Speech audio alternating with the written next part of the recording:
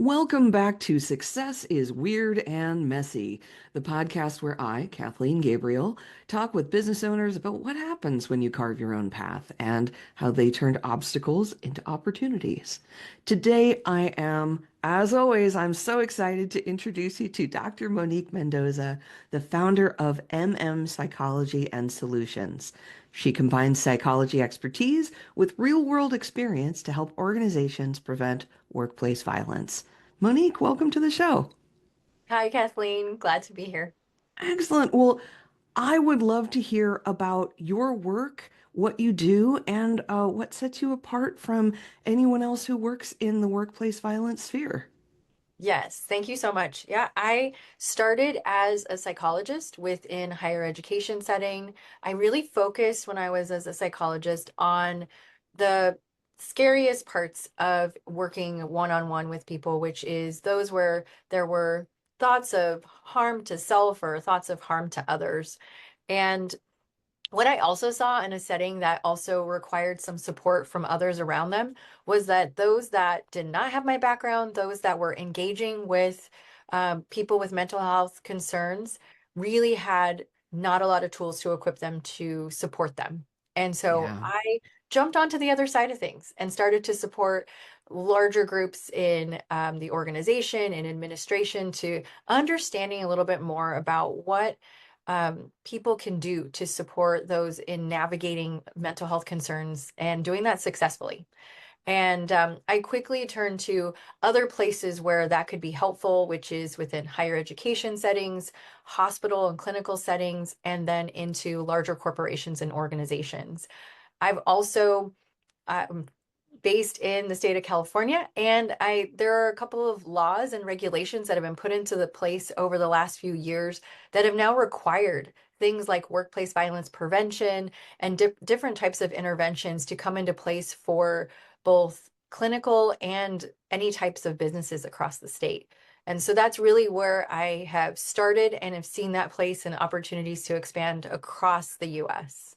Now, that's interesting you mentioned California because they do have the workplace violence prevention plan mandated for employers of 10 or more employees. Yes. And with that, what I actually really appreciate about that law is that unlike a lot of other laws where they expect you to have a policy, which Mhm. basically says no violence, please, Mhm. this law says it must be participatory Mhm. among employees and employers. What has been your experience with that in terms of having that have results or, anything that's been, I don't know, positive or negative about interacting with that? I found that to be crucial in being able to have and engage the employees in the process of how we all keep ourselves safe at work and really hearing from the employees about what are going to be effective and implementable strategies for within their particular spaces. And so I appreciate that about that. I see that also happening as Michigan, Virginia, New York start to roll out some similar types of legislation and requirements that piece around engaging with your employees is going to be crucial to see these things as being successful, but also to see these as being practical and Yeah. coming from the place of what is going to work and what are going to be the effective interventions to preventing violence in your spaces. And, I feel like the conversation about workplace violence and genuinely taking it seriously, that feels a little new. Like there's always been the whole head nod towards, meh, don't hurt people. But I feel like now we're really seeing a genuine engagement with the idea that it takes more than that. And what do you think has driven that? Well, I think you're totally right. This is happening as we have seen that violence has been a part of, unfortunately, a part of incidents in the workplace for a while now. But we're seeing other impacts and tools that having violence in the workplace takes. And that isn't only on just what is happening and what is resulting in an injury or some types of consequences to the workspace, but also what happens to individuals emotionally when they're in a place that they don't feel safe working.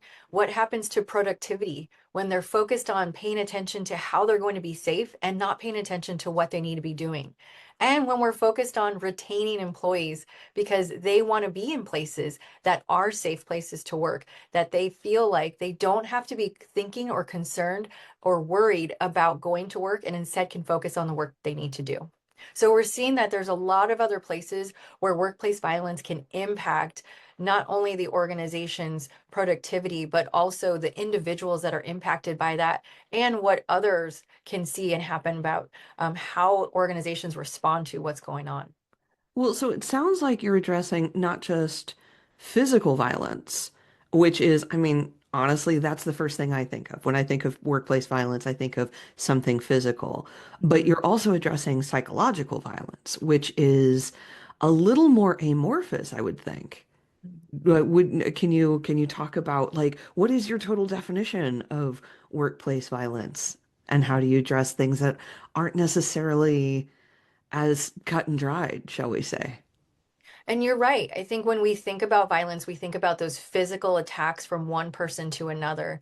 But what violence can also look like is that threat of violence, whether that be a verbal threat of escalating a situation or words that have us feel uncomfortable and express this again escalation of situations where it might be starting to talk about some disagreement to developing into a grievance to really pushing the place of a demand or inappropriate interaction between two people.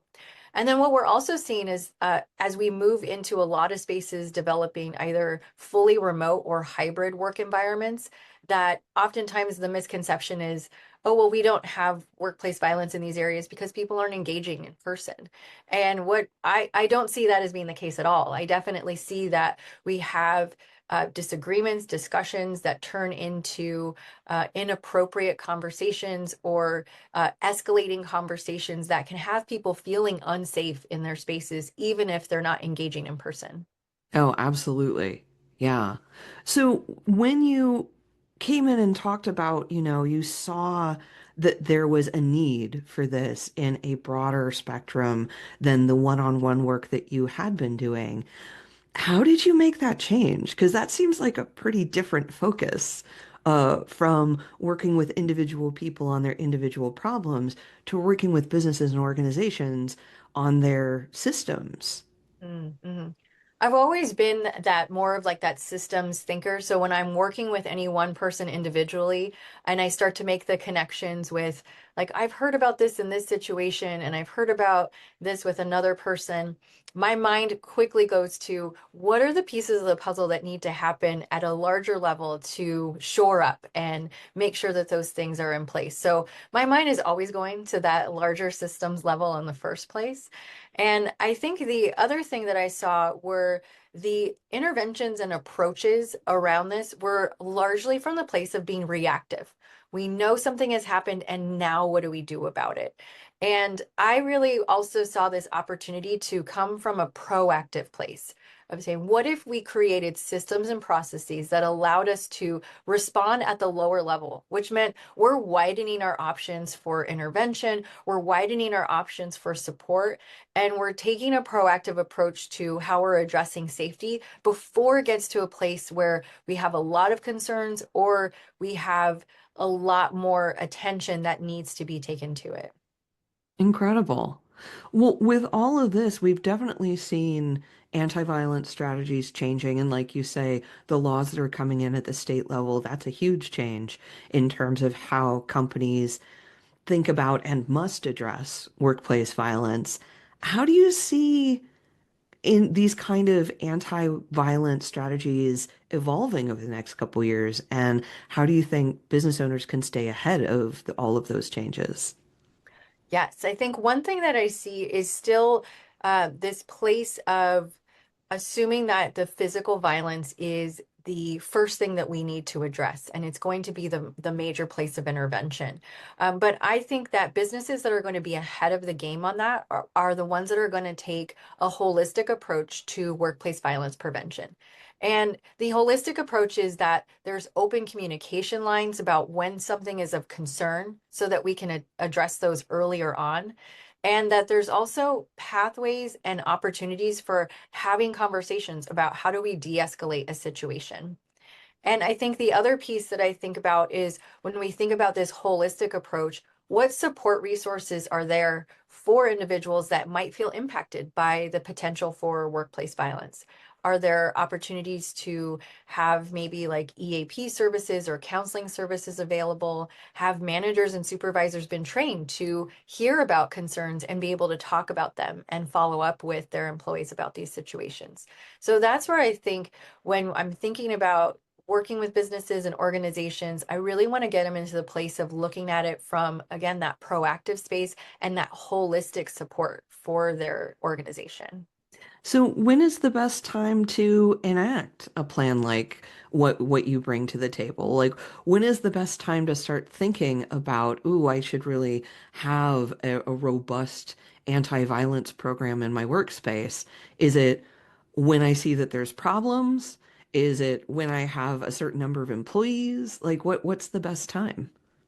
I think about when you're starting to think about what are the policies and practices that we have in place to support our employees, and they start to even look at engaging individuals like you with HR support and resource support about how to support their employees in that work.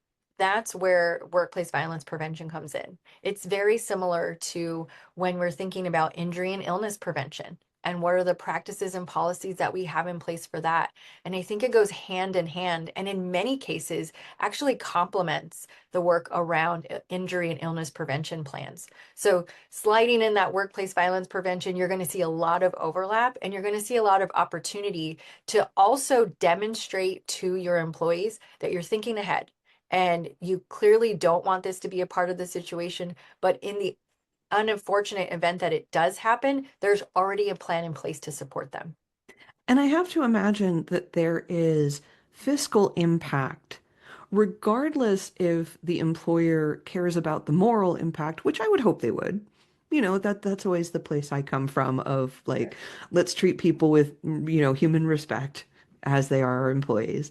But also this idea of I know that an injury and illness prevention program, a safety program, can have a huge impact on the bottom line in reduced injuries, but also in reduced workers' compensation rate.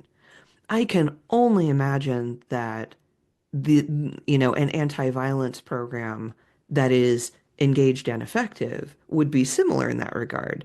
Can you talk about how that really impacts the bottom line? You're right on. Okay, And I love being right on. Thank you. and and it's so true. Yes, we want to be able to put these things in place because we have absent of them, we expose ourselves to a great deal of risk, and organizations can expose themselves to risks, both maybe risks to regulators or lapses in compliance, all the way up to and including civil lawsuits and employee payouts and additional insurance payouts that increase your premiums, that increase your overall bottom line in terms of just being able to work and operate on a day-to-day basis. And so we certainly don't want organizations to be in that place where we could have undue and sometimes where we don't know what the ceiling is to the consequences of that and what that payout could look like. And so we want to make sure that, like you're saying, an effective and implemented and engaged workplace violence prevention program is going to be the start to addressing some of the concerns or the potential for risk moving forward. Yeah, absolutely. I mean, and you've really put it in that position of it's not just the one thing. It's not and that's never true. When you have a workplace of people, it's never true that, ooh, this one thing will fix everything. But it is absolutely part of the entire ecosystem of having a company and having employees and doing that responsibly. And just like you were describing with, having other plans, and I'm sure the work that you do with some of your clients and in shoring up the processes around it, is we can't do that after an event has happened. Yeah. because now we're already exposed. We've already had so many things that we have to address and follow up with, that to go back and create that plan, we can't enact the plan after something has already occurred. Yeah. I mean, you have to do what you can do Mm. and, fix the problem that's in front of you the best that you can and then move forward from that. But you're right, you cannot go back in time and say, well, let's unmake this terrible Yeah. thing from having happened. When you have gone through your business life and created this business, what was like the biggest obstacle you faced? What was the weirdest thing that happened? Was the biggest pivot that you took? I know that you took a big pivot when you went from private practice to company practice, but all of us go through a kind of a twisty line to our success. What was the twistiest part of your path? I have to say the one that where I really found my purpose and how to move forward in my work is really I was sitting in a presentation on de-escalation and preventing violence in the workplace within one of my older organization spaces. And I saw this presenter talking about I have 30 years for former law enforcement experience, and tactically, here's what I'm going to do, and here's how I would stand in front of somebody that's going to potentially commit violence to some other employees. And I just turned around and I watched the rest of the audience members have a face just like yours, which Okay. is to say, my mouth is going to drop open. I don't have any of those skills. I don't even know what you're talking about. And I am scared and I don't know how to move forward in this. And that's where I tapped back into my background as a psychologist and said, hold on, is that person who feels completely worried about what to do next actually going to be able to walk out of this training today and implement anything into their workspaces? And even, are they going to feel more worried, or are they going to feel more confident? And so I really come from this place of the fear approach, the scare tactics. Those aren't things that are going to instill that confidence and that ability to build resilience around how we support each other in preventing violence in the workplace. And that's really the approach that I take. It was that moment that I was like, there has to be a better way. There has to be another way to do this. And because I will admit, I'm not going to be the person that is going to charge and rush in front of somebody. I don't have, I have some of that skill, but I don't know in that moment if that is going to be the thing that's going to activate me to take action.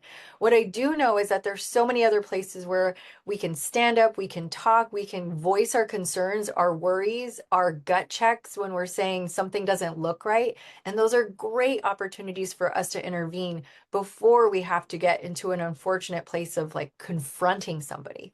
And I want people to feel that that's the place that they can make a significant change and investment in supporting safety within their workspaces. Yeah, absolutely. I think the violence that doesn't happen is the best kind of, I don't know, not needing to be that human shield. Yeah, Because even people who have the best intentions with that and say, I will be the hero of the moment, our fight, flight, freeze, fawn responses aren't necessarily going to agree with what we consciously think is right. right. We're more And likely to make mistakes. We're more likely, the majority of us do not have the tactical, logistical, critical incident training to respond effectively. And no, that's okay. That's okay. There are others that do have that, and that doesn't mean that there isn't a place for you in preventing violence. I love that. I love that you say that we all still have a place in that because I think there is an idea of, oh, if I'm not meeting violence with my own kind of violence, then I'm not doing anything. Right. But in fact, all working together towards prevention and having a reasonable plan and just knowing what to do to keep yourself and other people safe, that is orders of magnitude better than turning us all into target practice. Exactly. Exactly. Yeah. Well, I have enjoyed our conversation so much, and I want to wrap up with the same question I ask everybody, which is, how do you Dr. Monique Mendoza define success? Well, I think that's a great question. And the first place I go to in thinking about defining success is I think about the clients that I work with and how I would love for them to define success. And my place, when I hear them starting to ask questions about what's next and how can we do this better, and when I hear them starting to think about the opportunities to optimize workplace safety, I know that they're coming from a place of confidence and they're coming from a place of saying, we deserve better and our employees deserve better. And so, how can we make that happen? And that's a place where I'm like, let's go. I'm ready. You're ready. Let's dig into that because it just means that they're coming from the right place as an organization to continue to improve and continue to make their place as safe as possible. That is tremendous success. Absolutely. Well, thank you again for joining me today. Where can other people find you online? That's such a great question. I know you're going to have it also attached to your piece here. So Of my course. website is mmspsychsolutions.com. You can find me on LinkedIn, Dr. Monique Mendoza, and definitely opportunities for us. If you have questions too, I am ready to talk to people. So I want to be able to really craft out solutions for people around workplace safety. Hop on, find some 30 minutes for us to chat. We can do that and talk a little bit more about how we can get your organization in the right place. Yeah, if you don't know what your first steps are, Dr. Monique is the first step you should take. So, thank you everyone for listening. You can find Success is Weird and Messy wherever you find your podcasts, and it helps us so much if you follow, subscribe, rate, and review.